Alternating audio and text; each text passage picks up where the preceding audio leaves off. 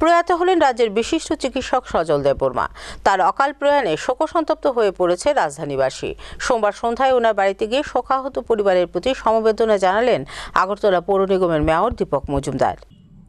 প্রয়াত হলেন রাজ্যের বিশিষ্ট চিকিৎসক সজল দেববর্মা। তার অকাল প্রয়াণে অসময়ে একজন জনদরদী চিকিৎসককে হারানো রাজ্যবাসী, যা খুব বেদনাদায়ক। সবসময় তিনি চিকিৎসক হিসেবে মানুষের পাশে থাকতেন, তাই ওনার অসময়ে চলে যাওয়াকে কিছুতেই মেনে নিতে পারছেন না আগরতলাবাসী। সোমবার সন্ধ্যায় বিশিষ্ট চিকিৎসকের মৃত্যুতে ওনার কৃষ্ণনগরস্থিত বাসভবনে গিয়ে শেষ শ্রদ্ধা জানান এলাকার বিধায়ক থেকে শুরু করে ডাক্তার সহ সমাজের সকল অংশের মানুষ। এদিন সন্ধ্যায় প্রয়াত চিকিৎসকের বাড়িতে গিয়ে শেষ শ্রদ্ধা জানানোর পাশাপাশি শোকস্তব্ধ পরিবারের প্রতি সমবেদনা জানান বিধায়ক তথা আগরতলা পৌর নিগমের মেয়র দীপক মজুমদার। এক সাক্ষাৎকারে তিনি বলেন, চিকিৎসক সজল দেববর্মার সাথে ওনার দীর্ঘদিনের পরিচয় ছিল। সমাজে একজন ভালো চিকিৎসক হিসেবে পরিচিত ছিল সজল দেববর্মা, কিন্তু ওনার অকাল প্রয়াণে তিনি কিছুতেই মেনে নিতে পারছেন না। খুব কাছের লোককে হারিয়ে তিনি নিজেও মর্মাহত। আমি প্রথমে খুব শোকাহত। রাজ্যের প্রখ্যাত চিকিৎসক সজল দেববর্মা প্রয়াত হয়েছেন। ওনার সঙ্গে আমার দীর্ঘদিনের পরিচয় পড়াশোনা করেছি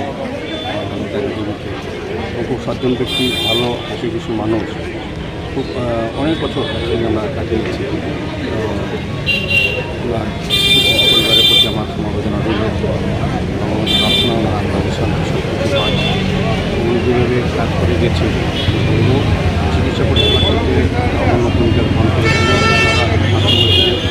আমি কিছুদিন আগে ট্রিটমেন্ট করার সময় আমার কথা হয়েছে। ডক্টর সজল দেববর্মার প্রয়াণ আমাদের জন্য শুধু একজন চিকিৎসকের প্রয়াণ নয়, আমাদের একজন বড় ভাই, আমাদের একান্ত আপন, আমাদের খুবই ঘরের মানুষ আজকে চলে গেছেন। তাই আমরা সবাই আজকে শোকস্তব্ধ। ওনার প্রয়াণে রাজ্য একজন বিশিষ্ট ডায়াবেটোলজিস্ট হারালো। গতবার ৩ বছর ধরে রাজ্যের বিভিন্ন অংশে উনি সেবা প্রদান করেছেন। আগরতলা গভর্নমেন্ট মেডিকেল কলেজ যেদিন প্রতিষ্ঠিত হয় সেদিন থেকেই তিনি আগরতলা গভর্নমেন্ট মেডিকেল কলেজের সঙ্গে যুক্ত ছিলেন এবং শেষ দিন পর্যন্ত সেখানে কাজ করে গেছেন। তাই আজকে ওনার প্রয়াণে আমরা সবাই শোকস্তব্ধ।